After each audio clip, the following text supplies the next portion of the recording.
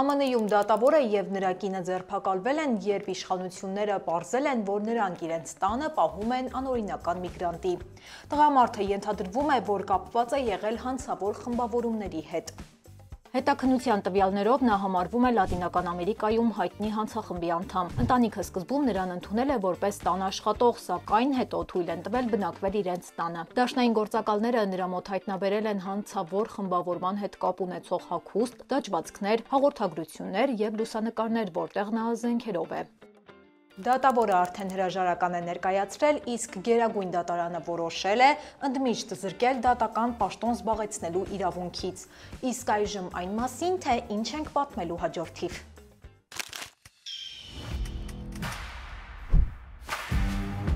Մայամիի միգրանտների կենտրոնը վերածվել է գերծանրաբեռնված ճամբարի, սնունդը և ջուրը չի բավականացնում։ Միգրանտներին տրվում է ընդամենը 12 ժամ որոշելու բողոքարկել արտաքսումը, թե ոչ, ինչպես են հասցնելու գտնել փաստաբան։ Լոս Անջելեսը ճանաչվել է ԱՄՆ-ի ամենաաղտոտված քաղաքը, օդի որակը վնասում է միլիոնավոր մարդկանց առողջությունը։ Լոս Անջելեսի օդանավակայանի մոտ բացվել է նոր մետրոյի կայարան, ինչ նոր հնարավորություն ունի կայարանը։ Starbucks-ը ունի նոր կանոններ, այլևս չեք կարող պարզապես նստել կամ ջուր վերցնել, եթե ոչինչ չես գնում։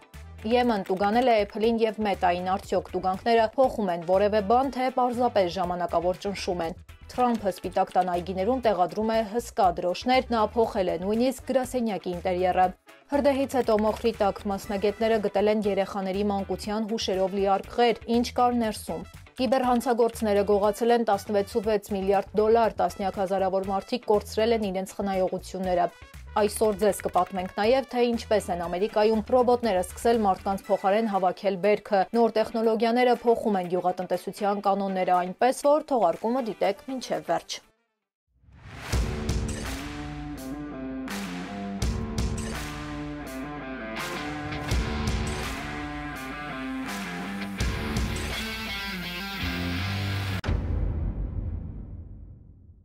Բարև ձեզ, դուք դիտում եք Glendale Newsroom-ի հերթական թողարկումը, ես Լենա Կարապետյանն եմ ու մեր թիմի հետ ձեզ եմ ներկայացնում Ամերիկայում կատարվող քաղաքական ու հասարակական կարևոր իրադարձությունները, կոմենտներում գրեք, որտեղից եք հետևում մեզ։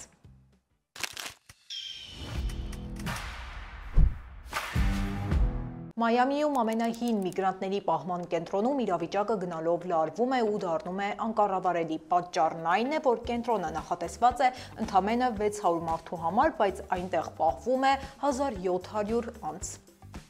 Վերջին ամիսներին մի քանի տասնյակ միգրանտներ, նրանց ընտանիքների անդամները և իրավապաշտպան խմբեր բողոքել են պահման վատ պայմաններից, հոգեբանական ճնշումներից և ֆիզիկական բռնության դեպքերից։ Կենտրոնում ջրի և սննդի խնդիր կա, հիգիենայի վատ պայմաններ են և բժշկական օգնություն չի տրամադրվում։ Միևնույն ժամանակ իշխանությունները փակել են 3 վերահսկողական գրասենյակ, որոնք զբաղվում էին պահման կենտրոններում նման բողոքների ուսումնասիրությամբ և մոնիթորինգով։ TikTok-ում տարածված տեսանյութում ձերբակալվածներից մեկն ասում է՝ մեջբերեմ, մենք գրեթե գերի ենք, մեզ օգնություն է պետք, ոչ թե լայքեր։ Մեջբերման ավարտը։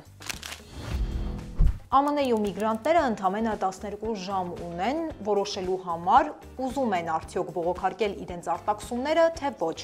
Այս որոշումը սկսվել է այն պահից, երբ նրանց տրամադրվում է իրավաբանական իրավունքների մասին ձևաթուղթը։ Իրավապաշտպանները ասում են, որ այս գործընթացը խախտում է միգրանտների իրավունքները, քանի որ նրանք չունեն բավարար ժամանակ փաստաբանների հետ խորհրդակցելու կամ իրենց պաշտպանելու հնարավորությունները հասկանալու համար։ Բացի այդ, ձևաթուղթը միայն անգլերենով է, իսկ այնտեղ էլ հստակ չի նշվում, որ կարելի է վիճարկել արտաքսումը։ Թրամփի վարչակազմը պնդում է, որ այս գործընթացը համապատասխանում է Գերագույն դատարանի պահանջներին, սակայն մի շարք դատավորներ արդեն կասկածի տակ են դրել դրա օրինականությունը։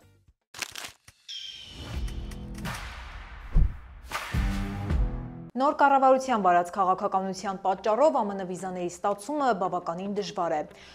Ոմանց համար մերժվելը բախտի գործոն է, բայց մեր գործընկերները բազմիցս են ապացուցել, որ լավ պատրաստված լինելու դեպքում բախտը երկրորդական է։ Smart Assist-ի թիմը արդեն օգնել է հարյուրավոր ուսանողների, բիզնեսմենների և պարզապես Հայաստանի քաղաքացիների ԱՄՆ վիզա ստանալու հարցում։ Թիմը օգնում է ճիշտ կողմնորոշվել վիզայի տեսակի ընտրության, ԱՄՆ-ից հրավերների ստացման, ամրագրումների և այլ հարցերում, անգամ մասնագետները նախապատրաստում են հարցազրույցի դեսպանատան ներկայացուցիչների հետ։ Նշեմ, որ առաջին խորհրդատվությունը անվճար է։ Պարզապես պետք է լրացնել հարցաթերթիկը, որը կգտնեք մեկնաբանությունների դաշտում, եւ Smart Assist-ի թիմը կապ կհաստատի ձեզ հետ։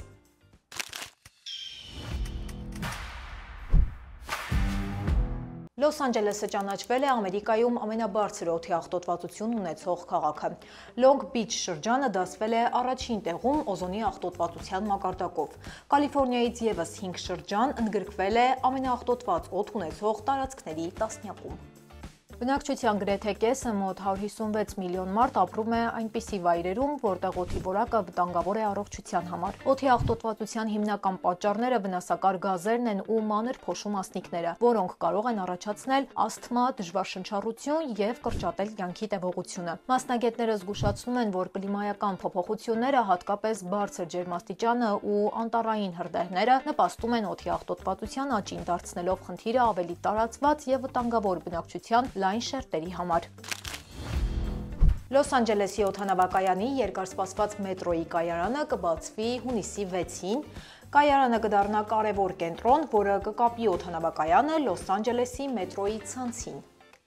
Բացի երկաթուղային կապից, կայարանը կունենա բազմահարկ հեծանիվների կայանատեղի, ուղևորների ավտոմեքենաների կանգառ եւ իջեցման գոտի, ինչպես նաեւ ավտոբուսային կենտրոն։ Այս նախագիծը կնվազեցնի խցանումները օդանավակայանի տարածքում։ Կայարանը կմիացվի նաեւ ավտոմատ համակարգին, որը կօգնի ուղևորներին հեշտությամբ հասնել օդանավակայանի տերմինալներ։ Սա կդառնա տարածքի խոշոր տրանսպորտային կենտրոններից մեկը։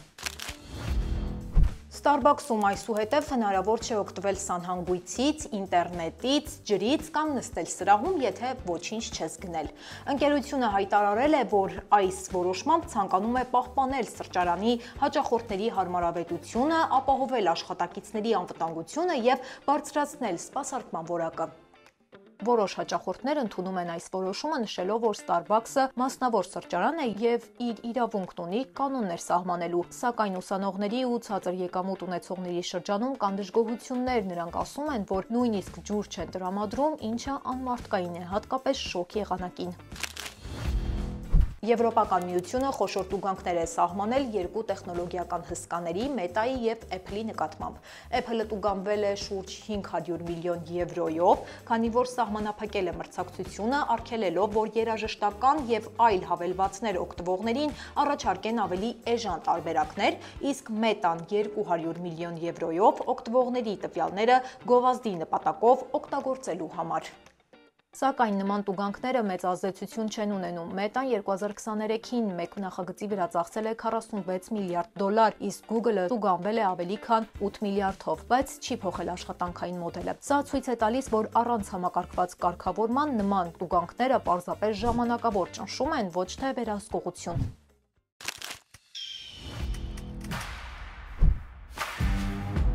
Սիրելի հետևորդներ, մինչև թողարկման մյուս կարևոր նորությունների մասին խոսելը, եկեք տեսնենք, թե ինչ է հրապարակված մեր Facebook-յան էջում։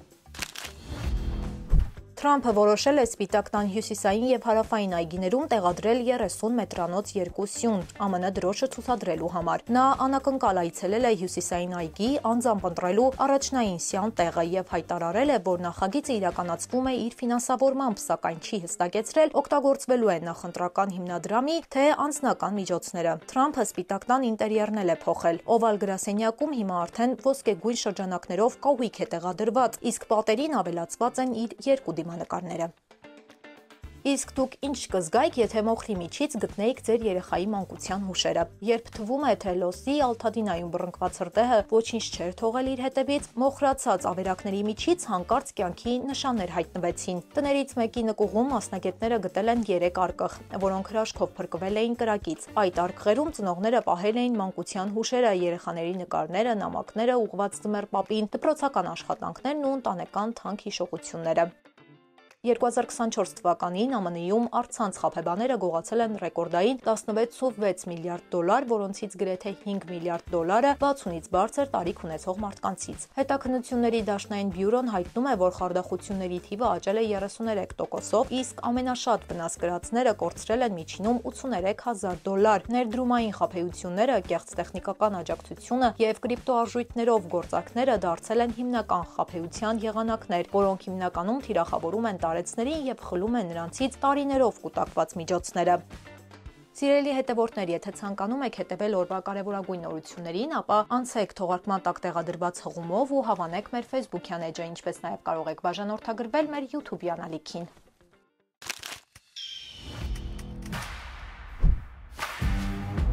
Ռուսաստանը հարձակվել է Ուկրաինայի մի քանի խոշոր քաղաքների վրա, իրականացնելով պատերազմի ամենաողբերգական հարվածներից մեկը։ Հարձակումը տեղի է ունեցել այն բանից հետո, երբ Թրամփը հայտարարել էր, թե կարծում է արդեն պայմանավորվել են կողմերը պատերազմը դադարեցնելու շուրջ։ Թրամփը սոցիալական հարթակում գրառում է արել ուղիղ դիմելով Ռուսաստանի Դաշնության նախագահին, գրելով. «Վլադիմիր, դադարեցրու»։ Այնուհետև հավելել է, մեջբերեմ, ես դժգոհ եմ Կիևի վրա ռուսական հարվածներից, դրանք անտեղի էին եւ կատարվեցին շատ վատ պահին։ Ամեն շաբաթ հազարավոր զինվորներ են զոհվում։ Ժամանակն է վերջ տալ պատերազմին եւ հասնել խաղաղության։ Թրամփը նշել է, որ հավատում է, թե Պուտինը կլսի իր կոչը եւ համոզված է, որ հնարավոր է հասնել խաղաղության։ Նրա խոսքով, թեև կողմերի միջև կա ատելություն եւ լարվածություն, բայց երկուսն էլ խաղաղություն են ուզում եւ ժամանակն է նստել բանակցությունների սեղանի շուրջ։ Չինաստանը հերքել է Թրամփի այն հայտարարությունը, թե Վաշինգտոնն ու Պեկինը բանակցություններ են վարում մաքսատուրքերի հարցով։ Չինաստանի արտաքին գործերի նախարարության խոսնակը ասել է, որ իրենք պատրաստ են բանակցել, բայց եթե անհրաժեշտ լինի, կպայքարեն մինչև վերջ։ Թրամփը 2 օր առաջ էր ասել, թե Չինաստանի հետ շփումները շարունակվում են, սակայն ֆինանսների նախարարը հակասական հայտարարություն էր արել, նշելով, որ կողմերը պարզապես սպասում են միմյանց արձագանքին եւ բանակցությունները դեռ չեն սկսվել։ Թրամփը հանձնարարել է արդարադատության նախարարին հետաքննել Act Blue հարթակը, որը դեմոկրատական կուսակցության հիմնական դրամահավաք համակարգն է։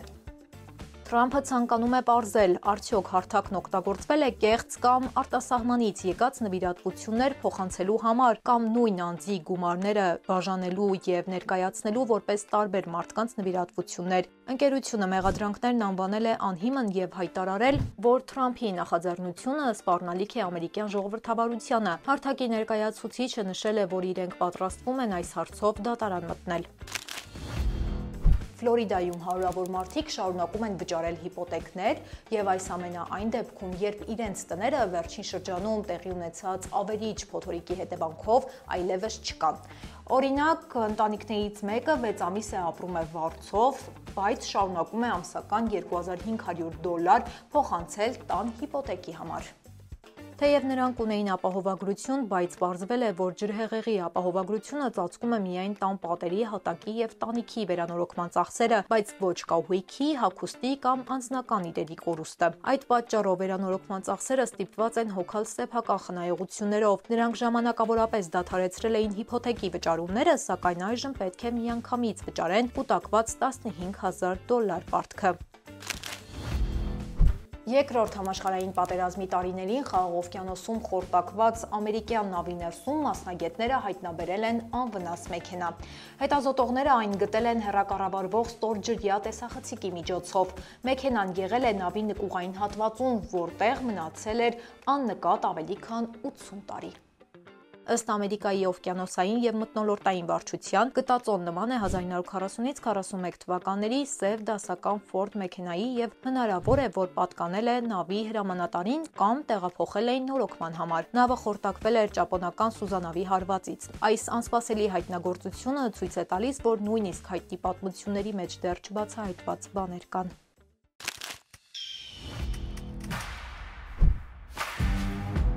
Եվ սիրելի հետևորդներ, թողարկման այս հատվածում ձեզ համար առանձնացրել ենք վերլուծական մի մեծ թեմա, որը վերաբերում է նրան, թե ինչպես է նորագույն տեխնոլոգիաները ազդում անգամ գյուղատնտեսության վրա։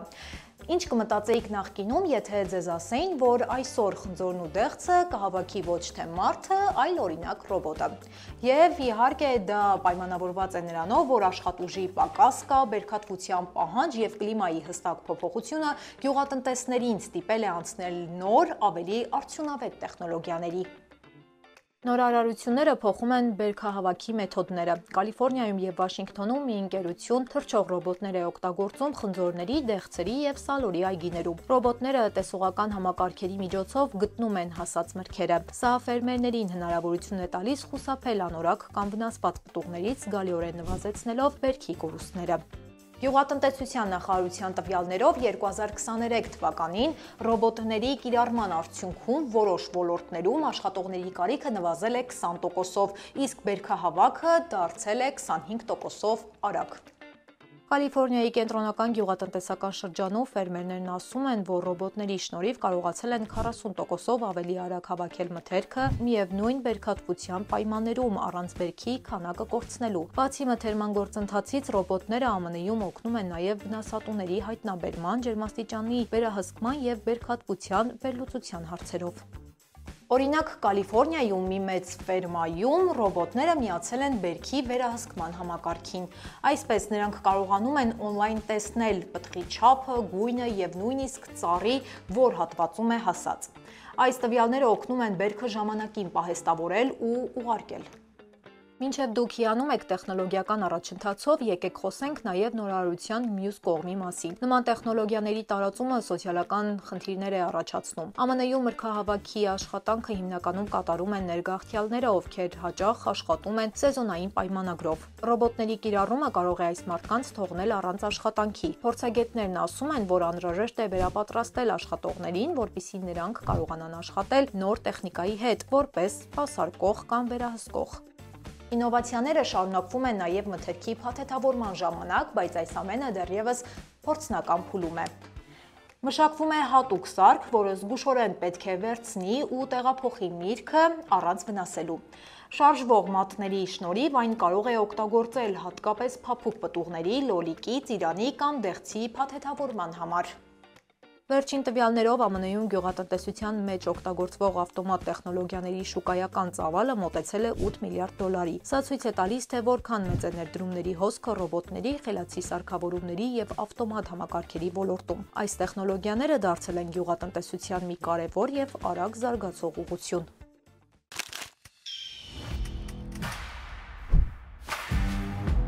Սիրելի հետևորդներ, շնորհակալ ենք թողարկումը մինչև վերջ դիտելու համար, մենք բարձր ենք գնահատում ձեր ակտիվությունը, սիրով կարդում ենք բոլորիդ նամակներն ու մեկնաբանությունները։ Եթե ցանկանում եք առաջինը դիտել մեր թողարկումները, ապա բաժանորդագրվեք մեր YouTube-յան ալիքին սեղմելով subscribe կոճակը։ Այս ժամի համար այսքանը, կհանդիպենք 2 օրից։ Ցտեսություն։